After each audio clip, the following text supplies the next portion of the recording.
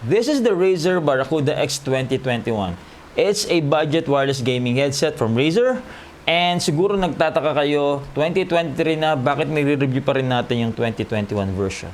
Well, the reason being is that, nung lumabas yung 2022 version itong headset ito, yung 2021 version, bumagsak yung presyo niya. And ngayong 2023, ang tanong, is it still worth buying this one?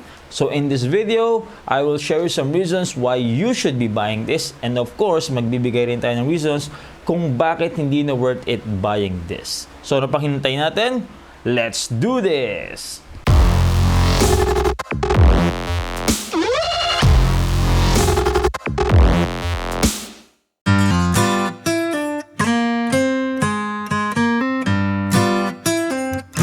Headset na to, pwede nyo siyang i-connect sa mga iba't ibang gaming devices, gaming consoles, and even sa gaming PC ninyo.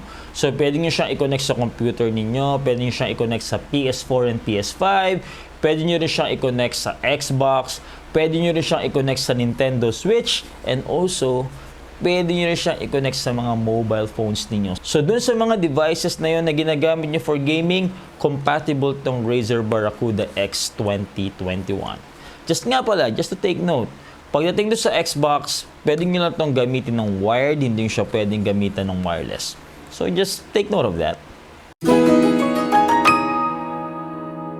You can connect this sa inyong mga devices in two ways. One is using the wired connection. So may kasamang 3.5mm to 3.5mm na TRRS to TRS cable itong headset na to, para sa wired connection, and para naman sa wireless connection, which is the second way that you can connect this, may kasama siyang USB-C dongle that is supposed to give you a low latency wireless connection comparing sa Bluetooth. So, ang ibig sabihin niyan, yung audio na narinig nyo is almost in sync sa video na pinapanood ninyo. So, sobrang importante yan lalo na sa mga gamers. Now, this is USB-C. Kung sakali mang wala USB-C na port yung inyong devices, let's say yung computer ninyo or inyong console na ginagamit, don't worry, may kasama na rin siyang USB-C na port na extension to USB-A, yung typical na USB. So you can just connect this dongle here, and then, ito na yung kakabit ninyo sa inyong mga devices. So, may kasama na yan. So, pwede siya sa computer, pwede siya sa mga PS4, PS5 ninyo, pwede rin siya sa Nintendo Switch, and pwede rin siya sa mga phones, no? Lalo na yung mga Android phones na merong USB-C na port. Sa mga iOS devices, just in case Lightning yung gamit ninyo, you can use a Lightning to USB-C na connection or na adapter para magamit nito. But this is just the way for you to connect it wirelessly, this USB-C dongle. So you always have to connect this sa mga devices na gusto nyo gamitan ng wireless connection. So for any wireless gaming headset, I thought dapat ganito na talaga, no? Dapat yung mic is removable. So this is a removable boom mic. And I think that's a neat feature. Bakit? Just in case gusto mong gamitin lang tong wireless gaming headset ito for casual gaming or for casual listening actually, pwede mong tanggalin yung mic and just wear it like this. So wala yung nakakailaw na boom mic. Kasi kapag gagamitin nyo to, let's say nagko-commute kayo and gusto nyo siyang gamitin na parang pampakinig lang ng music or para makinig lang kayo ng music ninyo and may nakalagay na mic, it's weird, diba? Parang lagi kayong may kausap. Pero since natatanggal siya, you can just remove it, ilagay nyo sa bag ninyo, and then you just have something like a typical over-the-ear na headphone na pwede nyo gamitin for musical listening. So when it comes to comfort and fit, so yung headset nito is around 250 grams. So it's not the lightest headset that is out there, but meron siyang magandang foam dito sa bandang headband. So, hindi magiging problema yan kahit matagal yung suot. Also, kahit yung foam na nandito sa inyong pinaka-ear cuffs, maganda rin. So, kaya yung kahit nakaklamp siya sa ulo, sa tenga ninyo or suot-suot nyo siya ng matagal, hindi siya ganun nakakairitang isuot. So, yung clamp niya, sakto lang, hindi masyadong mahigpit, hindi rin masyadong maluwag, such that kapag gumalaw kayo, malalagdag na siya. So, as you can see from here, even if I do these movements, hindi pa rin siya nalalaglag. So I think Yeah, it has a very good fit and also very comfortable isuot kahit matagal nyo siyang gamitin. So when it comes to the battery life, sabi ng Razer, you can use this for 24 hours straight. Hindi ko alam kung kaya nyo mag-game ng 24 hours straight. I don't. Pero based experience ko, let's just say I would use this for gaming and also music listening. So in a day, max ko siguro is 6 hours of using this. 6 to 8 hours of using this. So typically, 2 araw, after 2 days, nag-charge na ako para I'm sure na meron tong baterya. So, I don't think you'll have any issues with the battery life for this. Maybe just make sure na you'll charge it every 2 to 3 days, depende sa gamit ninyo. Pero 24 hours of battery life, that's actually very good for a wireless gaming headset. Now, for some honorable mention, pagdating sa mga reasons kung ba't nyo bibilin to, well, the sound itself. The sound itself is on the warmer side, and I think it's because, of course, naka-tune to for gaming. So, pagdating dun sa mga games na action games or action-packed games, sobrang gamit na gamit to. Kasi yung mga footsteps, yung mga explosions, yung mga tunog ng barel, you can really hear it dito sa headset na to. Now, when it comes to music listening, medyo yung treble side niya is bitin.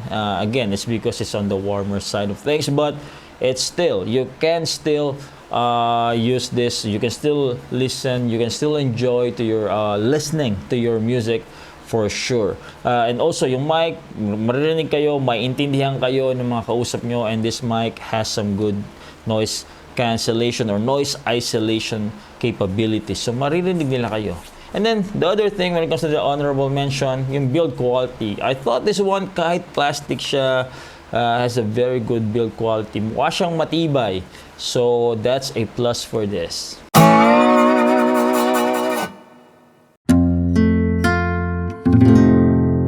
So for the number one reason kung ba't hindi nyo ito bibilin, siguro is because it has no Bluetooth connection.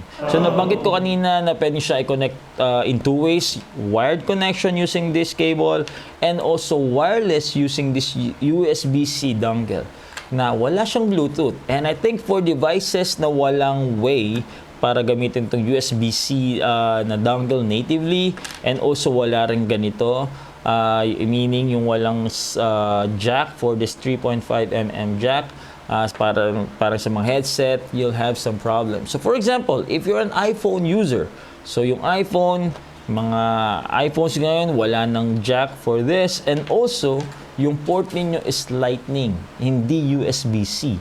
So the way for you to connect this wirelessly is just via the Bluetooth connection. So if that's a problem for you, then maybe hindi to para sa'yo. But again, there's a way for you to do that. Just use a Lightning to USB-C na adapter and you should be able to use this USB-C dongle. But again, as I've mentioned, no Bluetooth connection. Second reason is wala siyang software support. So yung mga Razer devices, kadalasan yan meron yung software support. So i-download nyo yung software ng Razer and then pwede nyo nang i-program yung mga devices ninyo from Razer. No? For example, yung light effects, no? Yung lighting. Even in some headset, you can use it to tune, no? Yung equalizer, merong equalizer option, yung mga ibang headset ng Razer. But since wala tong software support, wala siyang ganun. Wala siyang support para sa equalizer. So, aasa kayo sa mga equalizer ng mga apps or nung mga software na ginagamit ninyo or nung computer ninyo or nung cellphone ninyo. Na kung walang equalizer option yung mga ginagamit yung apps, well, aasa lang kayo sa kung ano man yung tuning nito, yung native na tuning nitong gaming headset na to. So, yeah, no software support. And then lastly, reason number 3 kung ba't hindi nyo ito bibilin, well, wala siyang RGB. Now, hindi big deal sa akin yung walang RGB. When it comes to gaming, importante sa iba yung merong RGB, but para sa akin, lalo na ngayon, okay na walang RGB. There was a time na parang gusto ko lahat ng may RGB, mouse, keyboard, and probably even the headset. Pero now, I don't really care too much about that. Pero dun sa mga gusto na yung headset nila may RGB, well, unfortunately, this Barracuda X 2021 edition has no RGB. Balik tayo sa tanong natin sa simula ng video na to. Ngayong 2023, sulit pa bang bumili nitong Razer Barracuda X 2021 edition? Kapag tumingin kayo online ng presyo nito, ang presyo nito is around 3,000 to 3,500 pesos. Depende na lang sa kung anong shop yung tinitingnan ninyo.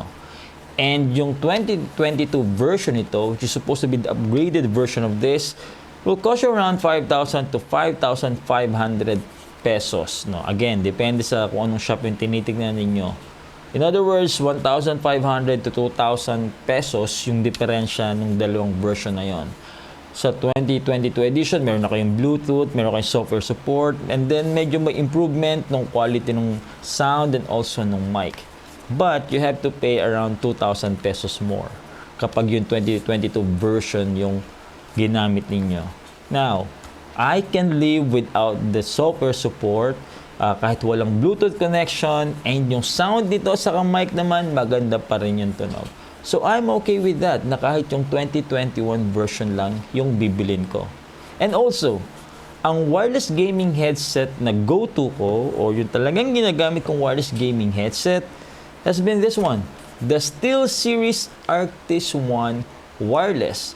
And marami na isasabi actually na itong Barracuda X 2021 actually comes from this. Parang copycat siya nito. Kapag tinignan mo yung design niya, parehong-pareho. Yung itsura ng ear cuffs, yung itsura ng isa foam, yung pinaka cuffs din dito, or itong parang fabric dito na foam, they're very similar. Kahit yung concept nito, yung natatanggal na boom mic, is also the same. And how much did I have to pay para dito?